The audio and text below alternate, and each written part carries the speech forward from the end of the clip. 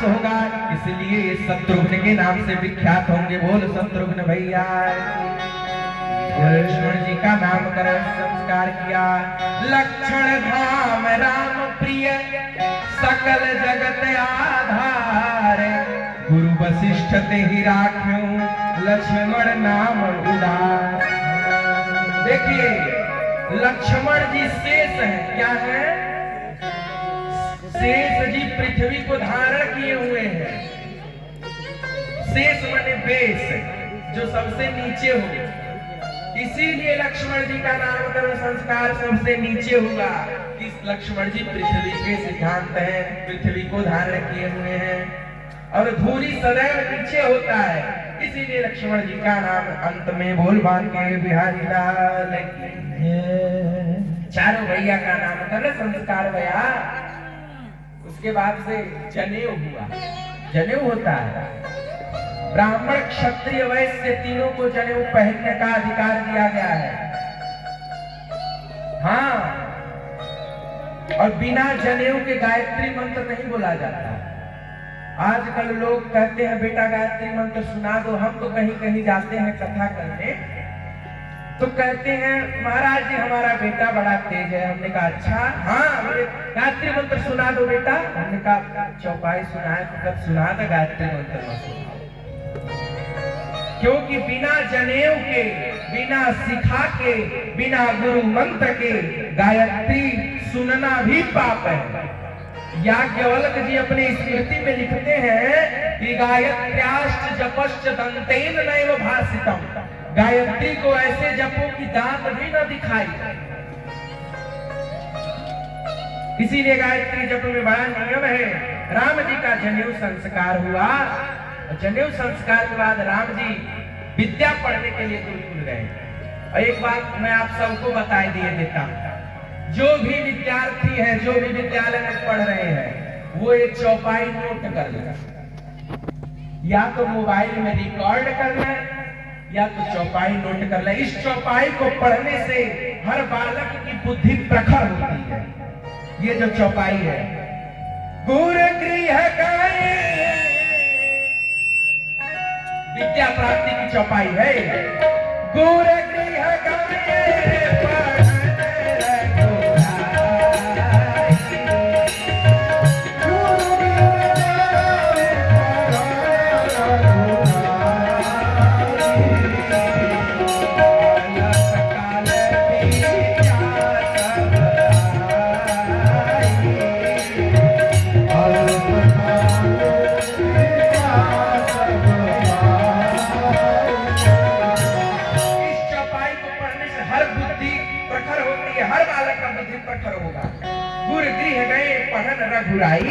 अलपताल विद्या सब आई। इस चौपाई को हर विद्यार्थी सुबह पाठ करे, जरूर फल नजर आएगा। राम जी विद्यालय में गए, वेदाध्ययन किया। वेदाध्ययन करके राम जी पुनः अपने भवन को आए। बड़ी लीलाएं भई है।